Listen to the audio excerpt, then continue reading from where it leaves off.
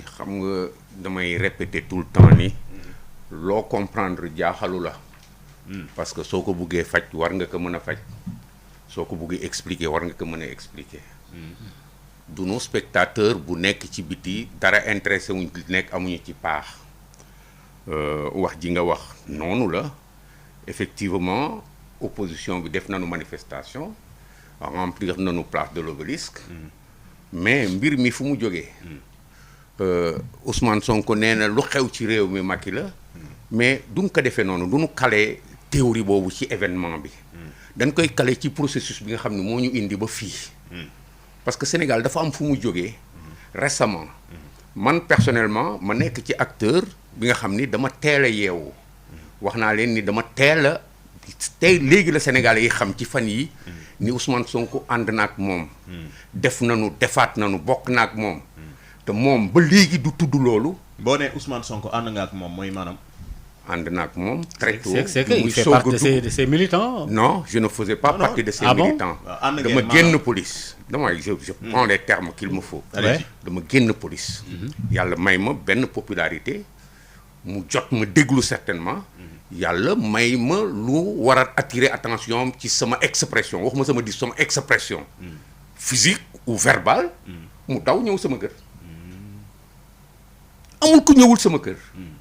taq ma nag de 2014 à 2016 du ma wax lu mu def yëpp. Ousmane Sonko ngi doon ànd ak yow. di ñëw sama kër. ok sama waa kër xam ko. vous avez parlé de Jacques tout à l'heure xam ko di ko gis muy toog ci sama salon may dem këram. mu bugguma dugg Pastef ma ne que déet man kilifa laa man dara du ma bogo dara du ma bagaas. je respecte nga ñëw sama kër. je respecte ngay ñëw di ànd ak man ñu ànd di liggéey ci xalaat. pourquoi parce que man nitu xalaat laa ñun alkaati d'abord par expérience lu nekk suñu yoon a ngi ci. suñu génération dañu politique trop. donc bu ma ñëwee ci géew bi damay am xalaat ci espace bi. ñu commencé liggéey ci recherche ak yeneen génération yi nga xam ni. je le répète toujours ñoom Cheikh Tidiane Dièye yi ñoom Jean-Charles Tall ñoom Mame Adama Guèye ñoo ñëpp cercle boobu man maa leen doon dajaleeg Ousmane Sonko. ci fi nga xam ne amul publicité. ñuy dem di def ay séminaire di def ay rencontre foofu laa xamee Ousmane Sonko. léegi gannaaw Ousmane Sonko yow daf la doon seet si di ñëw di toog sa salon ngeen jege yan taw pendant des années lu waral lu ñaaw lu changé ci diggante bi ba tey jii nii booy wax ci Ousmane Sonko dafay mel ni voilà quoi. non sama tempérament moo demee noonu mais dama bëgg nit ñi dégg li may wax comprendre ko. ay ca boobu. je suis un tempérament de soldat. su may wax day vibrer. mais ce n'est pas de la violence ou de la haine ou quoi que ce soit. c'est quoi alors. noonu laa mel. Ousmane Sonko. dara xewul. bii ñu teqali ko yàgg na. j'ai dit de 2014 à 2016. ma ànd ak nit mu bëgg ma dugg ci parteem mu takk ma marqué à la culotte. fu nekk ñu ànd fa ànd nañu tukki ànd nañu fanaan àll ak ñeneen ñi nga xam war nañu wax réew mi il faut que nit ñi bàyyi di noppi ci li nga xam ne du leen arranger seen posture man dama bañoon polluer environnement moo tax ma téye loolu yëpp j'ai dit 2016 may xool mais très tôt comme alkaati la sama xel dafa teel a daw ci ni kii fi mu jëm jàmm amu fa très tôt j'ai dit am lu daw sama yaram ci sa manière de se comporter li nga xam ni mooy autoritarisme bi ak orientation wu processus de recrutement am ak ni muy manager ses rapports avec les gens et les appels du pied qu'il faisait à ce moment il n'avait pas la presse et le besoin qu'il avait de maîtriser l'appareil de presse loolu tey na feeñ ak bugguma dugal man ci couloiru presse am fi nga xam ni fa la bugg yëpp jaar. Vous avez remarqué que ni je n'ai jamais partagé de plateau avec Pape Alé. Bon Dieu il l'a cherché. J'ai refusé parce que c'était de la manipulation déjà à cette époque parce que j'ai vu que derrière il fallait que ñu coloré ma dugal ma ci système bi nga xam ne damay nekk nitu Ousmane Sonko alors que man mag laa bi ñuy dajee maa ko ëpp xam-xam maa ko ëpp mën-mën parce que je venais de faire 40 ans de service un fonctionnaire de la hiérarchie en un comme lui-même et un intellectuel donc amul woon fu mu mën a taxaw fi nga xam ne waru fu mën taxaw ñu échanger mais moom da doon recruter. ok ma nga woon xool nekk nitu Ousmane Sonko donte tey nekk nga nitu Macky Sall. non du noonu la ñuy répondre ci boobu question. maanaam da nga bëgg da nga ma laaj. bi ma koy bàyyi donc. dama toog ba xool ba xam ni kii fi mu jëm. man mun ma fa dem. ma toog ak moom këram. ñu reerandoo ba pare. ma génn këram dara xewul. ma arrêté boobu relation. coupé complètement suñ ma laajee sur les plateaux ma ne du ma wax ci Ousmane Sonko parce que su ma waxoon moment boobu damay fen ba 2019 ma commencé gis allure subversion ni muy duggee ci réew mi ak tendance à vouloir coûte que le pays pëccëxoo nekk en crise perpétuelle et il était à l'intérieur de ce dispositif tout le monde est là c'est tout ce qui est parti après Petro-Tim, après les tendances d'Aar Li Nu Bokk, après tout cela, il y avait une dynamique de créer l'ébullition, de mettre les populations dans leurs humeurs mauvaises et de les amener à rejeter le pouvoir en place. loolu nga décidé yow ne. Non, avant ça déjà, wow. J'avais fait une analyse, ma xool xam ni ceux qui s'opposent ne proposent rien. Et jusqu'à présent encore, ils ne proposent rien. Mais j'ai vu qu'il y a quelque part quelqu'un qui travaille. Okay. Et ce qui a attiré son attention, c'est que tout le monde voulait me pousser à être contre Macky Sall. Pourquoi? Parce que comme on en parlait tout à l'heure, j'étais un commissaire de police, je suis sorti de la police sur un scandale, et les gens se sont dit absolument qui dafa war contre Macky Sall, tout le monde voulait me recruter. daañu ci dellu si daañu dellu si ci épisode boobu noonu. Donc c'est un peu ça, waaw. Je voulais juste permettre à Oustaz Maodo Faye de poser. mais justement man commissaire li ma la bëggoon a laaj mooy li nga wax ni ci Ousmane Sonko et tout ça il est quelqu'un boo xam ni coûte que coûte il veut recruter, il veut coûte que coûte prendre le pouvoir avec est-ce que loolu ay jugement gratuit parce que même bu fekkee am nga ay velléités ça c'est des velléités noonu laa ko mën a tuddee mais rien ne vous dit forcément que li nga yaakaar ci moom moo nekk ci moom à mon avis.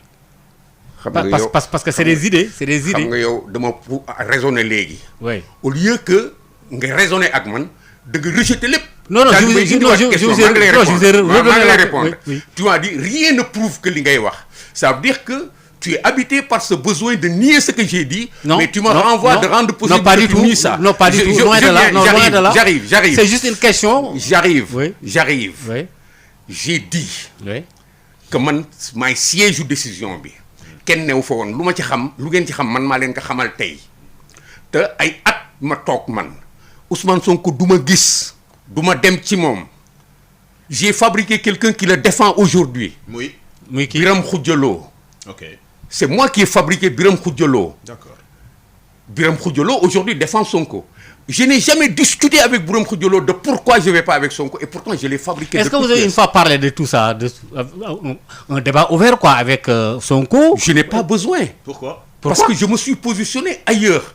Je sais que celui-là, je dois l'éviter. Il n'y a pas de débat, on ne peut plus s'entendre parce que xool naa ba xool xam ni moom li mu bëgg mooy ma dugg ci partem nekk dans son dispositif et il gouverne tout cela comme l'a fait. C'est pas un danger le fait de rentrer ou de repasser. Oui. C'est pas un danger. C'est pas d'autant ça. plus que ànd ngeen ay at. Oui. dafa mel ni yow booy wax ci Ousmane Sonko c'est une peste quoi. Genre C'est pas une peste. Ah si, c'est une peste. Ah mais pas. J'en viens à ça. Ah bon? C'est son projet qui fait de lui une peste. Et arrêtez-vous et écoutez. Si vous dites que ce n'est pas une peste, c'est parce que vous êtes déjà dans les dispositions d'affirmer vous ce que vous savez de lui qui fait de lui qu'il ne soit pas une peste. Mais man dama la wax ni la lu ma retiré bañuma ko lu ma retiré ba ma dànd nit alors que maa ngi doon ànd ak ñeneen mu bëgguñu ma ànd ak moom muy xale bu dëkk ci réew mi may mag mu dëkk ci réew mi lu ma ci retiré da ngeen may laaj ma expliquer ko. Ne le rejetez pas. J'ai dit il voulait que je rentre dans son parti ni mu ko defee. C'est un capitaine recruteur qui cherche des profils comme moi. Je me suis retenu. Man kenn du ma bogo. Mais am nga ci droit. Mais attendez un peu. Ne me coupe pas yow da nga ma laaj. Oui. Da nga ma laaj. Oui. Kenn du ma bogo. Man maa la wax yow ni man mën nga gëm wala ban nga ñàkk gëm mais bu ma delloo ci Ousmane Sonko man maa la wax ni la dama koy xool gis ni muy doxalee ci fi ñuy ànd ma gis ni muy liggéeyee.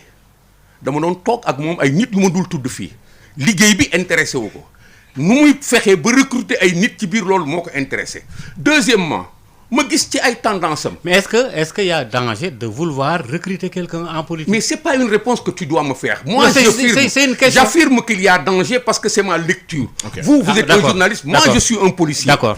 Quand je C'est regarde, une question qu'il a posée Oui. en même temps. Donc, Je suis un policier. D'accord, Je suis un policier. Ok. Je suis en train de te dire il y a danger. Tu me dis est-ce qu'il y a danger?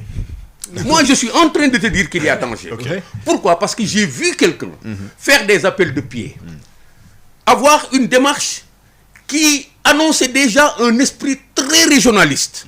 Donc, loolu nga bëgg ma wax la ka. Très régionaliste. Okay. Déjà, qui cherchait un peu à regrouper autour de lui des cadres du Sud, des jeunes du Sud, jusqu'à Guy Marius Sagna, que j'ai connu dans les mêmes conditions que lui et que j'ai rapproché, si mes souvenirs sont exacts, à Sonko avec d'autres. Ah bon? Parce que man bon? maa Ah nekkoon bon? Ah bon? si. Guy Marius Sagna bu Guy Marius Sagna, France parce que moi, je faisais dégage. frappe. yow yaa ko booleeg Ousmane Moi, Sonko. je faisais frappe. Ok. Quand Guy Marius Sagna luttait pour les APE, Ouais. man la ñu jëkk invité.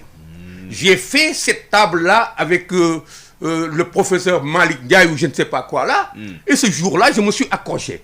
J'ai fait l'anti-francophonie avec Guy Marius Sagna. C'est des combats de principe auxquels j'ai participé. J'ai participé à des plateformes au niveau de l'université. J'ai amené Sonko à plusieurs rencontres dans des endroits à l'université, des cercles d'intellectuels où il était là parce que j'entraînais le mouvement, moi, avec les Cheikh Tidiane Dièye, avec d'autres et d'autres et d'autres. Et j'étais là au centre de ça. D'accord. Moi, je ne suis pas quelqu'un de tout à fait traînable dans des choses. Je vous ai dit, bi may dajeeg moom maa ko ëpp grade maa ko dàq jàng parce que dama jàng ba noppi def 40 ans de service am expérience su état ak administration moom mu def 10 ans d'administration nekk un jeune cadre de l'administration di dugg ci politique li ma xam-xamu ko. D'accord. Voilà, c'est ça le problème. dama bëggoon juste poser une question ci foofu ba léegi mooy maanaam tey ñun jeunes yi bu ñu leen di xool ak di leen déglu ñu gis yenn propos yi di génn ci de la part de gens wala de personnes yoo xam ne c'est des gens proches du pouvoir ñuy sañ am sañ-sañu génnee yenn kii yi su ma xel dafa dem ci démb lu choquant li ñu lire ci site internet yi ku mel ni Suzanne Camara defe naa la tudd wax ko ne Ousmane Sonko dañ ko war a faat n'est-ce pas noonu la ko waxee parce que il est dangereux pour la société genre discours yooyu noonu bu ngeen koy tenir te yéen ngeen war a servir d'exemple est-ce que ñun waruñoo tiit. D'abord, je reproche à tous ceux qui tiennent des discours comme ça de le faire. Ahmed Suzanne Camara, je l'ai entendu. D'autres, je les entends, mais mon discours ne va pas dans ce sens-là. Et je trouverais désagréable qu'on m'aligne. Pour quelqu'un qui réfléchit, qui m'écoute, qu'on m'aligne dans ce lot-là. D'accord Tey. ay propos Ahmed Tey Suzanne Camara. d'accord ma ak moom. Tey man sama wax mooy ñun sénégalais dafa jot ñu ànd wax parce que maa ngi la koy wax tout à l'heure li nu waxul ci sunu diggante ak li nu waxul ci li nekk moo tax mënuñu déggoo mënuñu sax faj soxla askan wi et c'est très important. Je suis un porteur de discours. Je suis pas un partisan du ma supporter man du ma jaamu kenn du ma raamu kenn c'est la raison qui